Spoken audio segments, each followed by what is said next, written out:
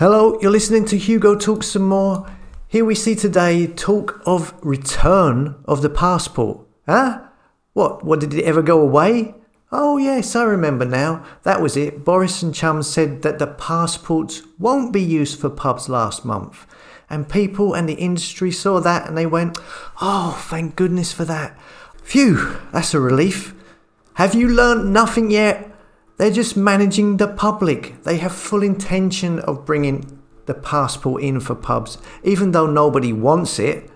See today, return of the COVID passport could keep pubs open. Ministers are reviewing whether jab confirmations could be used to allow bars, restaurants and theatres to stay open if cases soar again. So they put back Freedom Day for a month. You remember, they said June the 21st. That was yesterday. They backtracked and broke that promise. They said that they were not even going to introduce passports last year. Backtracked. They broke that promise. They said you won't need passports for pubs.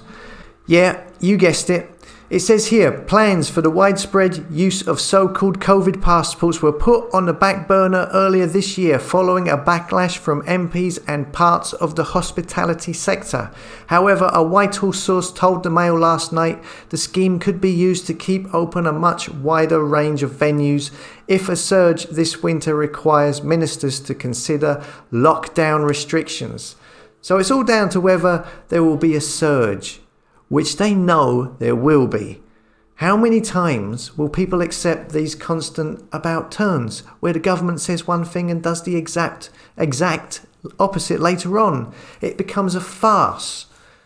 The one positive here is that the government still feel the need to play this game, to put this pantomime on in the media.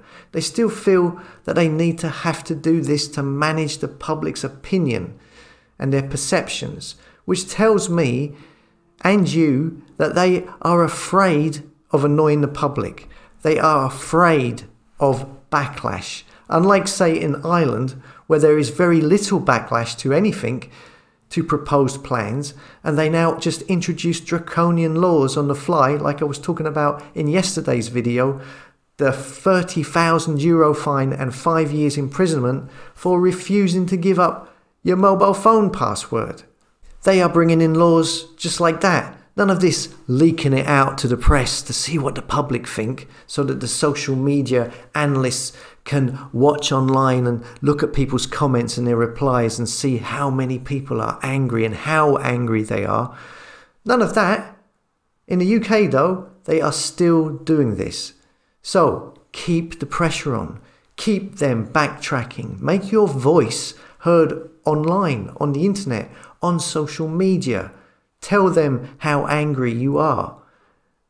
Show their social media analysts that there is a huge backlash against this and everything else that's going on. Now is not the time to be silent. As always, thanks for listening. Come and subscribe to the tribe at hugotalks.com, a place for like-minded souls who don't follow the fake stream media.